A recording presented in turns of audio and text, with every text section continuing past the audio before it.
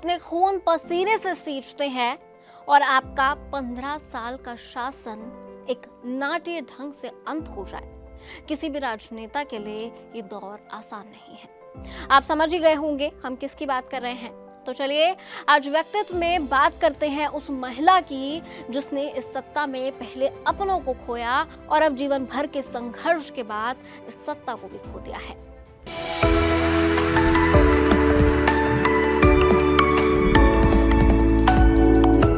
शेख हसीना बांग्लादेश के पूर्व प्रधानमंत्री, एक प्रमुख राजनीतिक नेता के रूप में और लोकतांत्रिक सरकार चलाने के लिए जानी जाती हैं।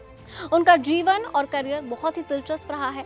शेख हसीना का जन्म 28 सितंबर 1947 को ढाका, बांग्लादेश, तब के पूर्वी पाकिस्तान में हुआ था। वो बांग्लादेश के स्वतंत्रता संग्राम के प्रमुख नेता और देश के संस्थापक शेख मुजीबुर रहमान की बड़ी बेटी हैं। उनकी मां शेख फजीलतुन नेसा एक प्रमुख समाज सेविका रही हैं। उन्होंने अपनी प्रारंभिक शिक्षा ढाका में हासिल की। शेख हसीना ढाका विश्वविद्यालय से बैचलर्स की डिग्री हासिल कर चुकी हैं। जाहिर है शेख हसीना का ताल्लुक बड़े प्रभावशाली परिवार से था। शेख हसीना का राजनीति में आना कोई बड़ी बात नहीं थी। शेख हसीना ने अपने राजनीतिक करियर की शुरुआत 1981 में की, जब वो बांग्लादेश आवामी लीग की अध्यक्ष बनी। लेकिन हसीना के लिए इस सफर की शुरुआत इतनी भी आसान नहीं थी। शेख हसीना की राजनीति में आने की एक बड़ी वजह बनी उनके पिता की हत्या। भारत की मदद के बाद बांग्लादेश को 1971 में पाकिस्तान से स्वतंत्रता मिल गई थी। हसीना के पिता मुजीबुर रहमान देश के राष्ट्रपति और फिर प्रधानमंत्री बने। लेकिन अगस्त 1975 में मुजीबुर रहमान, उनकी पत्नी और उनके 3 बेटों की सैन्य अधिकारियों ने उनके घर में घुसकर हत्या कर दी थी। हसीना और उनकी छोटी बहन शेख रेहाना विदेश में होने की वजह से इस हमले में बच गई थी। जाहिर है हसीना के लिए ये सदमा बर्दाश्त कर पाना आसान नहीं था।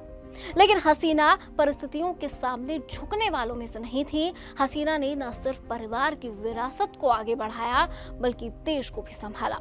हसीना ने भारत में 6 साल निर्वासन में बिताए। बाद में उन्हें उनके पिता द्वारा स्थापित पार्टी आवामी लीग का नेता चुना गया। पिता शेख मुजीबुर रहमान की हत्या के बाद पार्टी के नेतृत्व में उनके आने से पार्टी को एक नई दिशा मिली।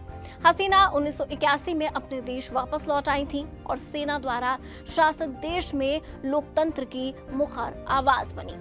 सेना के खिलाफ हसीना की आवाज और विरोधियों के लिए प्रतिद्वंदी बनकर उभर रही ये नेता लोगों की आंखों में चुभ रही थी। हसीना के इसी अंदाज की वजह से उन्हें कई बार नजरबंद रखा गया। बांग्लादेश में 1991 के आम चुनाव में हसीना के नेतृत्व वाली अवामी लीग बहुमत हासिल करने में विफल हो गई। उनकी प्रतिद्वंदी बीएनपी की खालिदा जिया प्रधानमंत्री बन गई। लेकिन हसीना ने अभी हार नहीं मानी थी। शेख हसीना ने 1996 के आम चुनाव में जीत हासिल की और बांग्लादेश की प्रधानमंत्री बनी। उनकी सरकार देश में कई सामाजिक और आर्थिक सुधार किए। 2001 में एक बार फिर उनकी पार्टी को हार का सामना करना पड़ा और उसके बाद वो विपक्ष में रही। इस दौरान बांग्लादेश में राजनीतिक अस्थिरता और हिंसा बढ़ गई। 2004 में हसीना की हत्या की कोशिश की गई। तब उनकी रैली में एक ग्रेनेड विस्फोट हुआ था। 2008 में हुए आम चुनावों में उनकी पार्टी ने एक बार फिर जीत हासिल की। शेख हसीना ने तीसरी बार प्रधानमंत्री के रूप में पदभार संभाला। उनके शासन के दौरान बांग्लादेश ने आर्थिक विकास और सामाजिक सुधार में उल्लेखनीय प्रगति की। उनके शासन के दौरान आतंकवाद और अपराध के खिलाफ कई कठोर कदम उठाए गए। उनकी सरकार ने बांग्लादेश की अर्थव्यवस्था को स्थिर करने और उसके वैश्विक मानचित्र पर लाने की कई योजनाएं बनाई। शिक्षा, स्वास्थ्य और महिलाओं के अधिकारों के क्षेत्र में कई सुधार लागू किए गए। हसीना ने पिछले 15 सालों में दुनिया की सबसे तेजी से बढ़ती अर्थव्यवस्था में से एक का नेतृत्व किया और दक्षिण एशियाई राष्ट्र के जीवन स्तर में सुधार किया।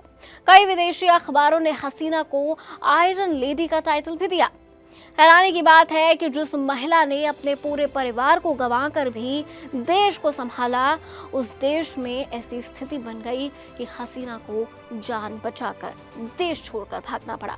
शेख हसीना बांग्लादेश में उनके खिलाफ हो रहे प्रदर्शनों के चलते फिलहाल भारत में है, लेकिन उन्होंने संदेश दिया है कि वो अपने वतन लौटेंगी और उनके देश को जलाने वालों को हिसाब देना होगा। खैर, अब हसीना क्या फैसला लेंगी और अपने देश को वापस कैसे संभालेंगी, ये तो आने वाला वक्त ही बताएगा। लेकिन व्यक्तित्व का ये एपिसोड आपको कैसा लगा, कमेंट सेक्शन में जरूर बताइएगा। देखते रहिए ABP live. For exclusive and insightful videos, subscribe to our new channel ABP Live Premium.